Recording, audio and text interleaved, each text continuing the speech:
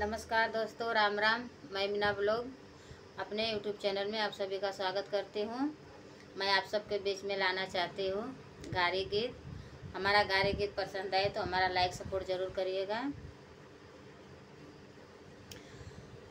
पुरबही देशवा से आवे एक फेरिया हो, पुरबही देशवा से आवे एक फेरिया हो, के नलिहा लाल रंग साड़ी, हाँ सीताराम के बजो, अरे के नलिहा लाल रंग साड़ी, हाँ सीताराम के बजो।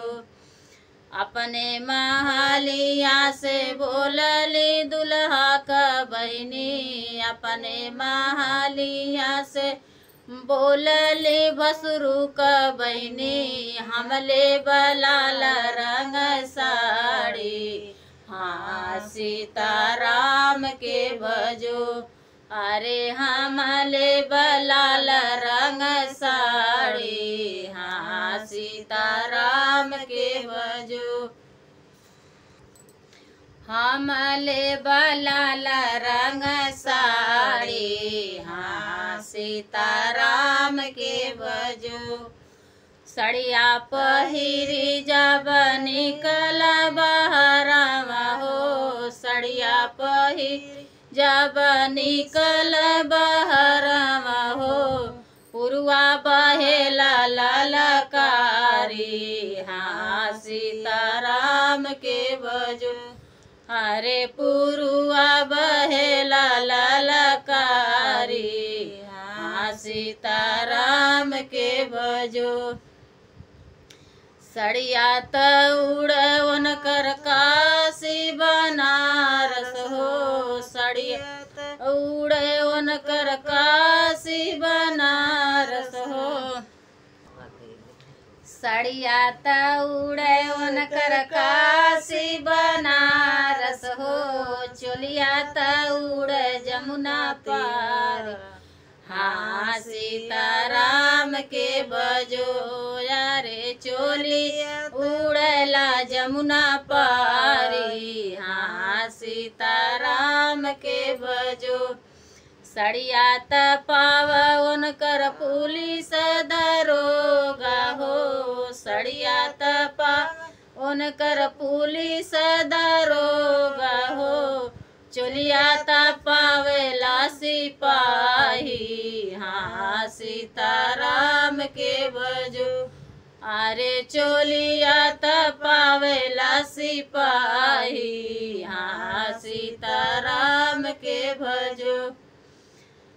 पुरबही देशवा ले आव एक फेरिया हो, पुरबही देशवा ले आव एक फेरिया हो, के नलिहा लाल रंग साड़ी, हाँ सीताराम के भजो, अरे के नलिहा लाल रंग साड़ी, हाँ सीताराम के भजो।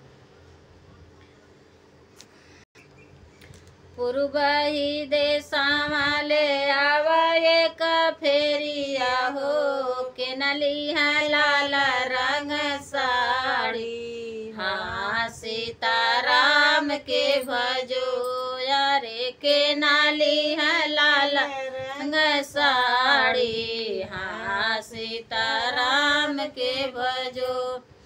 अपने महलिया से बोलली अगुआ का बहनी, अपने महलिया से बोलली बरतिया का बहनी, हमले बलाल रंग साड़ी, हाँ सीताराम के भजो, अरे हमले बलाल रंग साड़ी, हाँ सीताराम के भजो।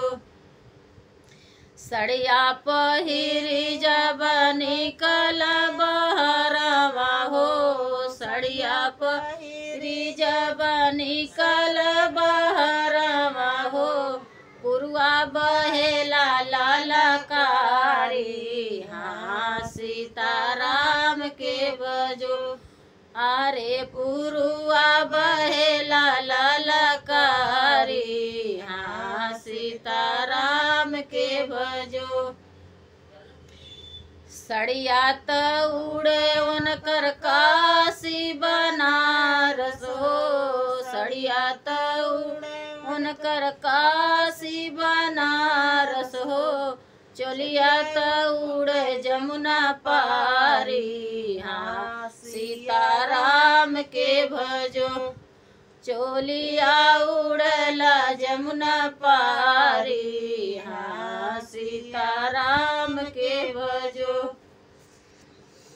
सड़िया त पावे उनकर पुलिस दरोगा हो, सड़िया त पावे उनकर पुलिस दरोगा हो।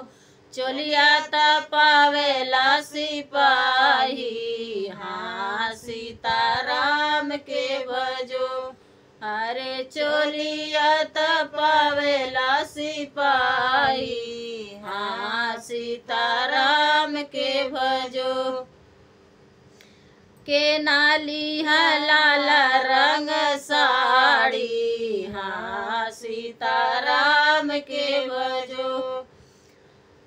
हमारा गाने गीत पसंद आए तो हमारा लाइक सपोर्ट ज़रूर करिएगा।